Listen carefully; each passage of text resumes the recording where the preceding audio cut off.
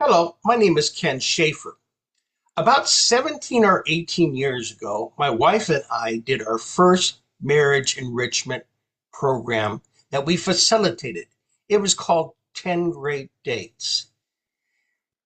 I believe I've improved upon that program with my new program called I Do Dates.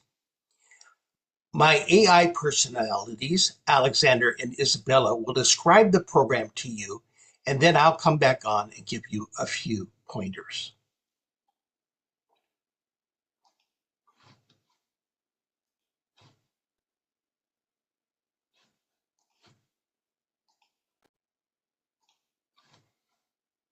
Welcome to the Deep Dive. I'm Alexander. And I'm Isabella.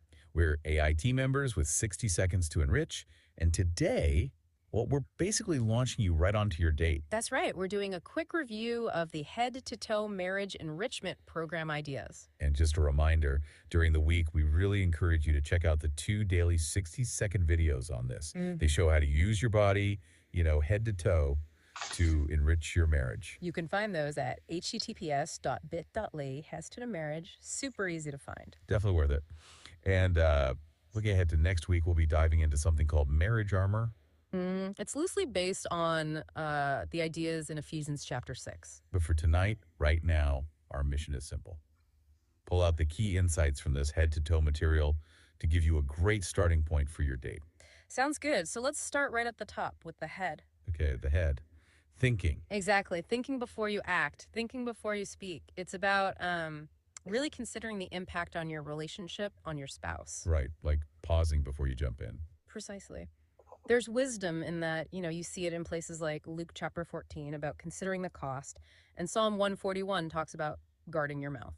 Okay, so practically speaking. Yeah. How do we do that?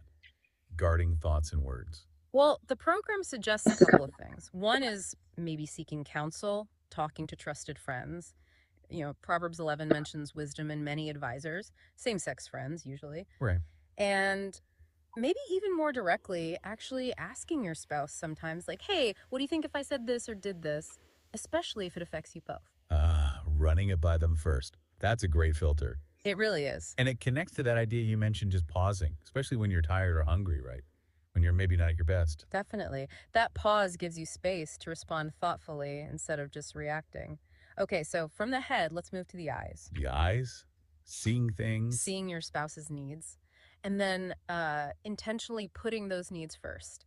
The program suggests this might be one of the most important tips. That feels really significant. That idea from Philippians chapter 2 about looking out for others' interests, putting them first. Exactly. It's rooted in that idea of service, of selfless love. And it's often in the small things. Like what kind of things?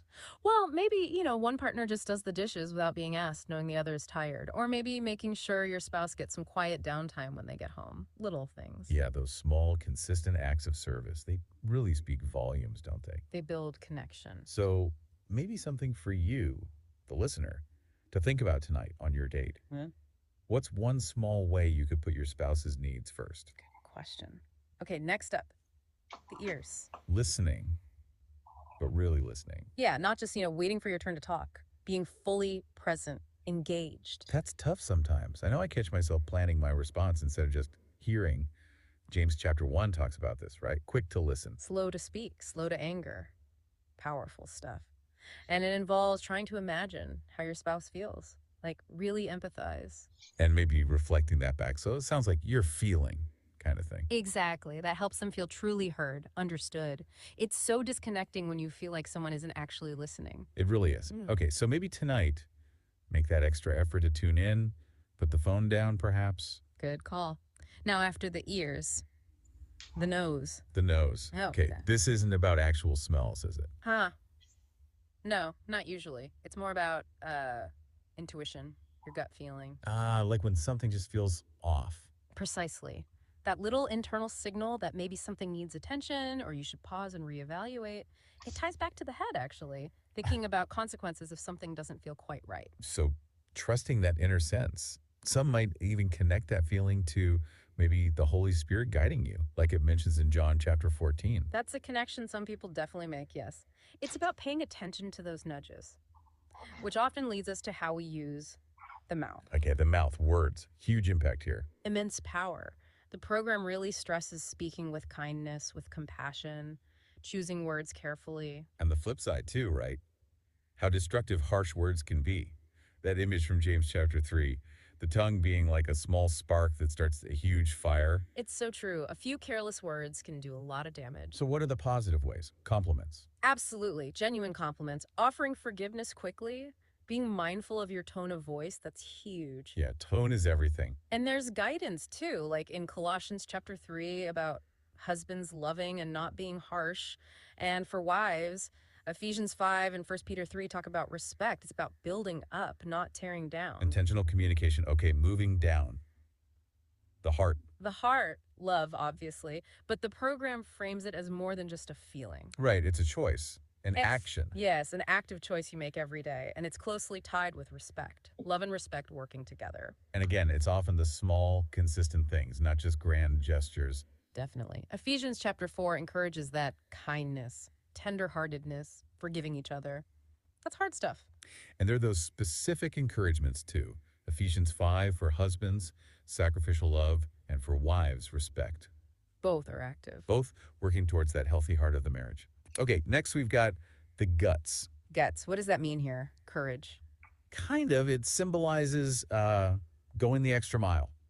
Being willing to step outside your comfort zone for your spouse or the relationship. Okay, so doing things even when they're inconvenient. Choosing love when it's not easy. That's the idea. Prioritizing the relationship's needs. Having that sort of inner fortitude. And, you know, the program also notes it's okay to lean on support systems here. Get advice when things are tough. Good point. You don't have to have all the answers yourself. Oh. All right, down to the hands. Hands represent intimacy, but in a broad sense, all forms of touch and connection that strengthen the bond. Physical connection. The program mentions 1 Corinthians chapter 7 here, doesn't it? About intimacy being mutual, about giving. Yes, focusing on meeting your spouse's needs in that area, prioritizing their pleasure. It's about giving, not just taking.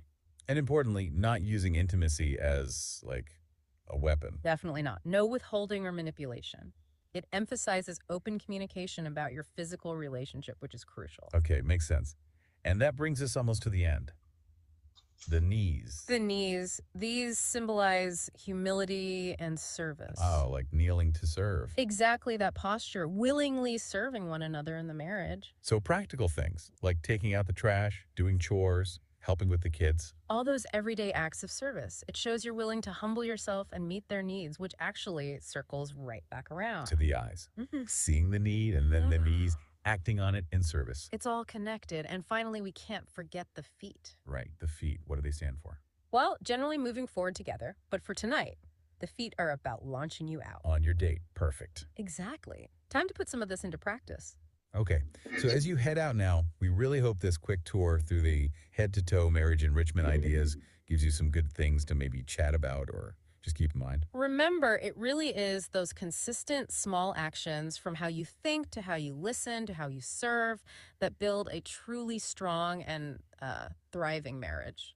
Thanks so much for joining us for this deep dive. Go have a wonderful date. And we look forward to exploring marriage armor with you next week. Enjoy your evening. So there's a couple rules regarding your date. Now, first, if you have children here in childcare, be sure you come back at the appropriate time, the time assigned for you to be back by to pick them up. Secondly, and this is so important, on your date, the purpose of the date is to have fun. That means no talking about your job, chores, kids, problem solving. Just have fun.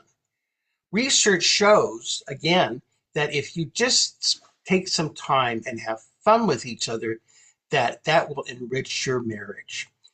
And lastly, we suggest that during the week you watch 2 60-second videos regarding this program, Head to Toe Marriage.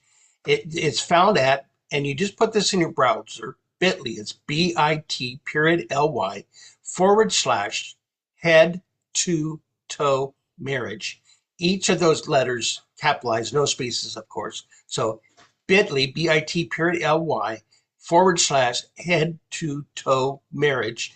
And that'll be a playlist. And then you can choose like the head, the eyes, the mouth, the heart. You can choose those. So listen to 2 a week. Whatever you put into this program is what you're going to get out. If you only come for the date, don't expect much. So have a fun date.